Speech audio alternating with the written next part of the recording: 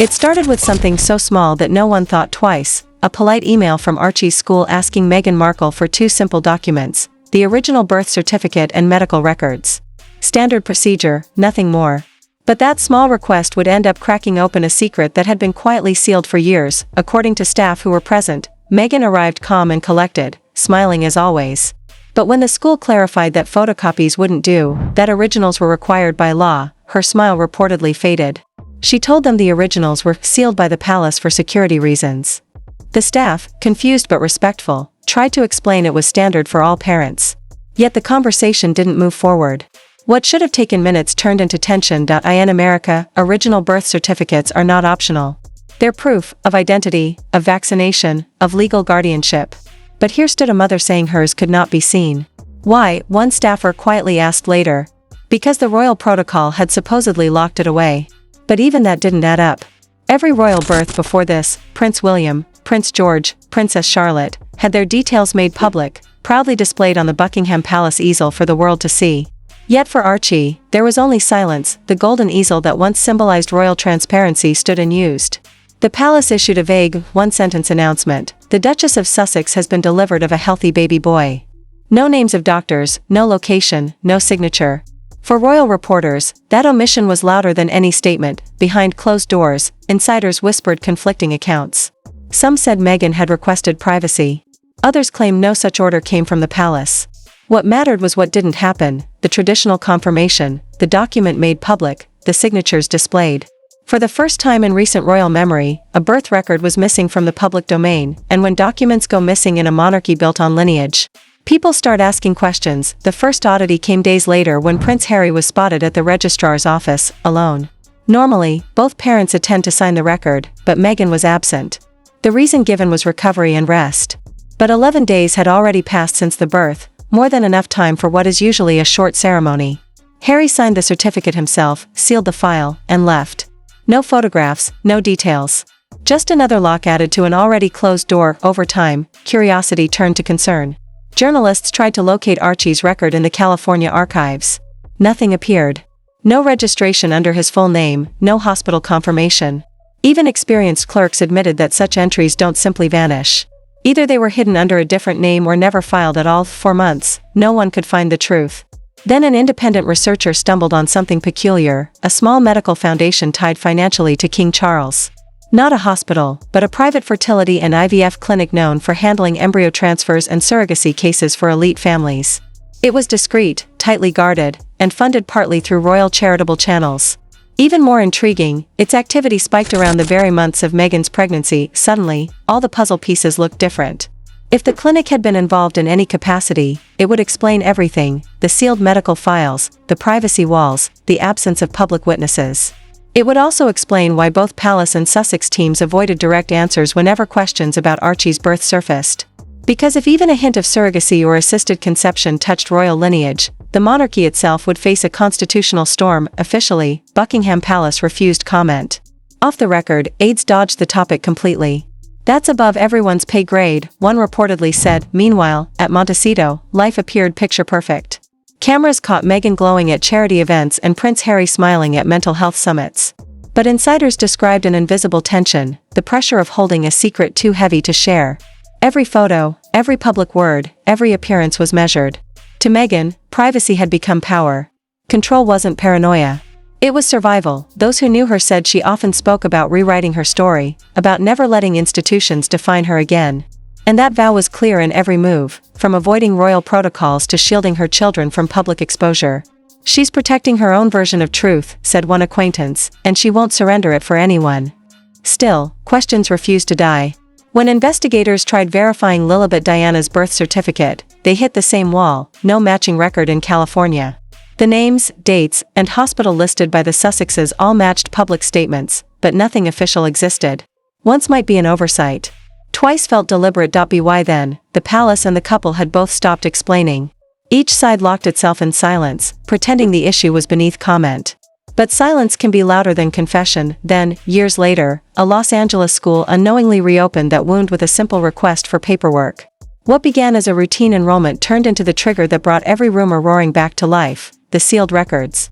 The missing forms, the whispers about a fertility clinic linked to the crown, inside that quiet school office. The same standoff played out again. The staff wanted to see proof. Meghan said they couldn't.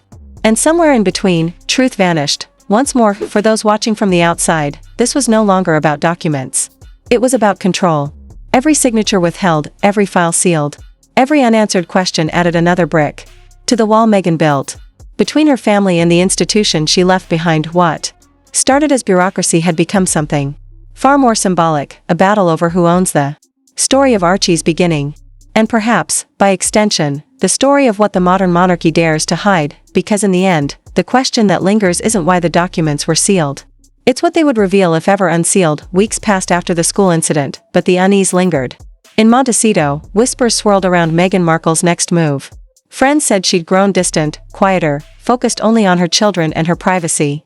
Then came the decision that confirmed everyone's suspicion: she would homeschool Archie. To outsiders, it looked noble. Protecting her son from press and pressure, shielding him from what she once endured. But those who'd seen her close-up said it was also a shield of another kind, a way to keep the questions away. No school meant no paperwork, no official forms, no administrators demanding documents. Homeschooling wasn't just a choice. It was control. Behind the glossy photos of family picnics and California sunsets, tension simmered. Prince Harry tried to keep things normal, splitting time between work commitments and their quiet estate. But insiders whispered that the issue of documentation had reopened old wounds between them. He wanted transparency, she wanted distance.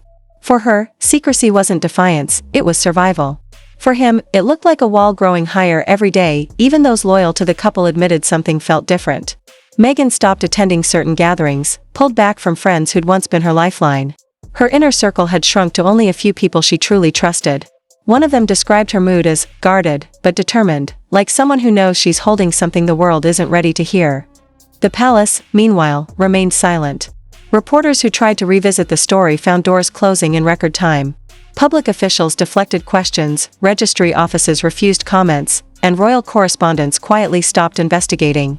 The more the world asked, the more invisible the answers became. It was as if the truth had been erased by design, but truth has a way of echoing, even when buried. In London, a former royal aide broke the unspoken rule and hinted that the story of Archie's birth is not what people believe. Within hours, that comment was deleted. But it was too late. Screenshots spread, hashtags exploded, and once again, speculation caught fire. At the center of it all was the same haunting question: what was so dangerous about a birth certificate that it had to be sealed like state secrets? Those who'd examined the timeline pointed again toward that fertility clinic quietly tied to King Charles. A place designed to serve discretion above all. One investigator traced payments made to the foundation during the very months Meghan was expecting. The numbers weren't huge, but the timing was perfect, enough to stir suspicion. If the clinic had helped with fertility treatment, it would explain the secrecy, the altered timelines, and the missing medical records. Inside the palace, even whispers of that idea were treated as treason. Royal succession isn't just symbolic. It's law. The legitimacy of birth defines who inherits the crown. If there was any suggestion that royal lineage came from a medical arrangement, it wouldn't just embarrass the monarchy, it could fracture it, and so, the silence continued. Prince Harry focused on advocacy, Meghan turned her attention to her lifestyle brand, and both presented a picture of calm. Yet, sources close to them described an undercurrent of exhaustion. "It's not that she's hiding a lie," said one acquaintance. "It's that she's protecting a truth too explosive for either side to survive."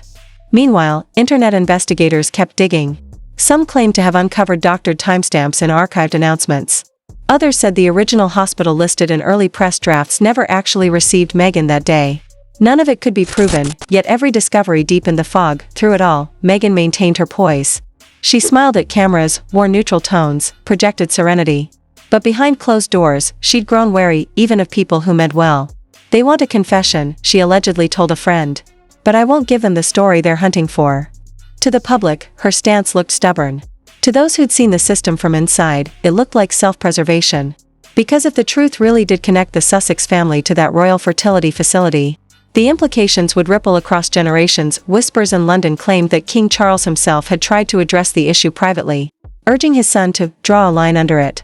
But Harry, caught between loyalty to his wife and his lineage, could only do one thing: keep silent. The fewer words spoken, the fewer trails left behind. Still, secrecy has a cost. The wall Meghan built to protect her family also kept the world out. Even former allies and media who once defended her began to drift away. "She's hard to reach now," one producer said. "It's like she doesn't trust anyone, not even the ones who believe her." By now, the mystery had grown larger than the people inside it.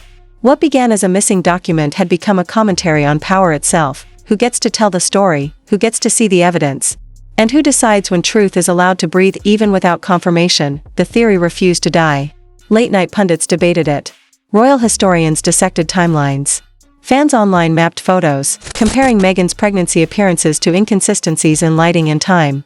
To some, it was conspiracy.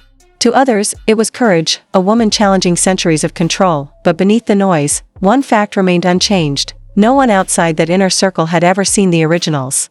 No hospital record, no signature, no official document. Just statements, images, and curated moments. The final straw came months after the school confrontation. Officials quietly accepted Meghan's homeschooling arrangement. There would be no further demand for documentation. On paper, the issue was closed.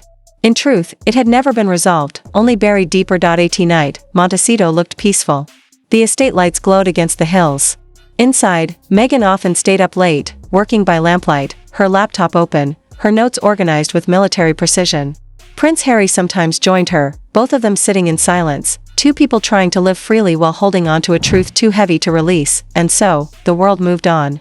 Or at least, it pretended to, because behind every official photo, behind every cheerful interview, one unanswered question remained: what exactly was sealed, and why? The records, the signatures, the clinic, all of it pointed toward something carefully hidden. Something that touched both bloodline and power. Insiders called it the royal secret that must never breathe. A truth that, if spoken, could shake the institution from its roots, and that is why the silence endures. It isn't just privacy anymore, it's protection, for everyone involved. For Harry, for Meghan, for the crown itself. Maybe one day those papers will resurface. Maybe one day the world will finally see what was written in ink and what was erased. But until then, all anyone can do is guess.